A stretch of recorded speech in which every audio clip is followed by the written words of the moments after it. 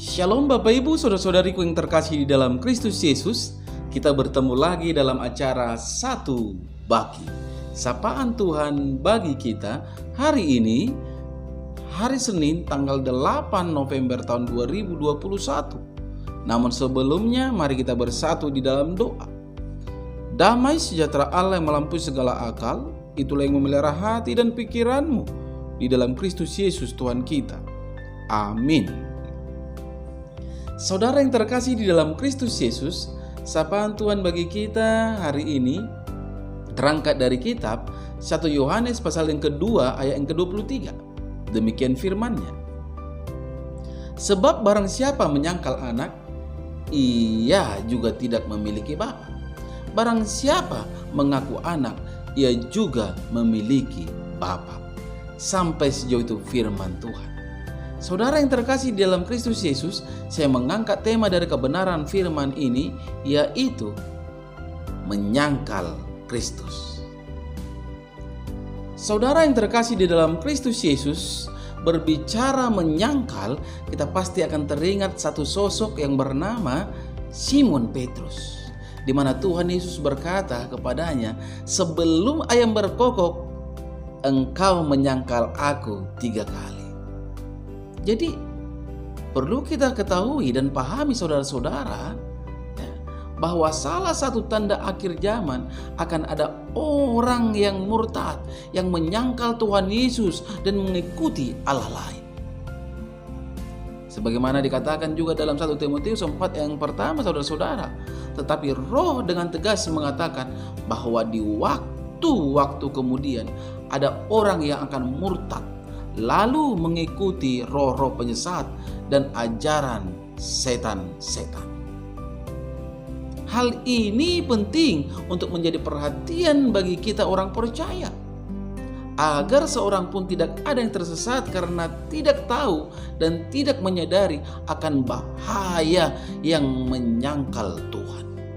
Saudaraku yang terkasih di dalam Kristus Yesus, orang yang menyangkal Tuhan Yesus pasti tidak memiliki keselamatan yang kekal.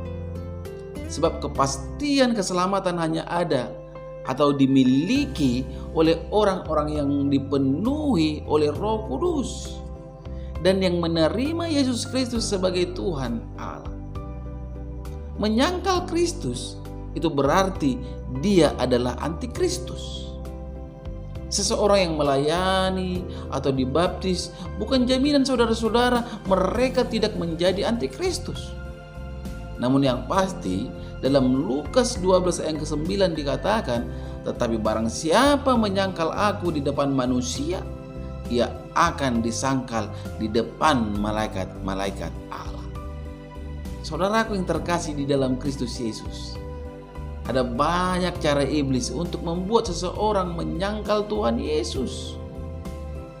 Di kalangan pemuda dan remaja yang mencari pasangan dengan perbedaan agama, di kalangan karyawan dengan tawaran jabatan, di kalangan anak-anak dengan pengaruh teman-temannya, dan masih banyak pengaruh yang ditawarkan kepada kita saudara-saudara, bagaimana agar kita murtad, agar kita menyangkal Tuhan Yesus.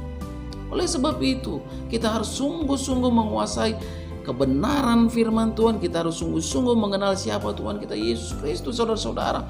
Sehingga olehnya kita tidak akan pernah menyangkal apapun yang terjadi, bagaimanapun situasi dan kondisi. Saudaraku yang terkasih dalam Kristus Yesus, biarlah melalui kebenaran firman ini, kita tidak menjadi pribadi-pribadi yang mau menyangkal Kristus, tetapi mari kita menjadi pribadi yang selalu bersaksi bahwa Yesus Kristus adalah Tuhan dan keselamatan kita. Amin. Kita bersatu di dalam doa.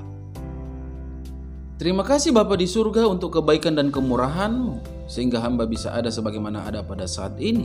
Terlebih lagi kebenaran firman-Mu yang telah berkumandang melalui media YouTube ini di pagi hari ini. Tuhan, terima kasih atas kebaikan. Biarlah kebenaran firman-Mu ini bisa melekat, bertumbuh dan berbuah di dalam kehidupan kami. terkhususnya para pendengar dimanapun berada, sehingga olehnya mereka beroleh kesembuhan ketika mereka sakit, mereka beroleh kekuatan ketika mereka lemah, mereka mendapatkan jalan keluar ketika mereka berhadapan dengan jalan buntu. Tuhan Yesus, hanya kepadamu hamba memohon dan mengadu, karena bagi Tuhan tiada yang mustahil. Biarlah oleh kebenaran firman-Mu ini Tuhan, para pendengar dimanapun mereka berada menerima jawaban setiap doa-doa. Hanya di dalam nama Kristus Yesus hamba berdoa dan mengucap syukur. Amin. Shalom bagi kita semua.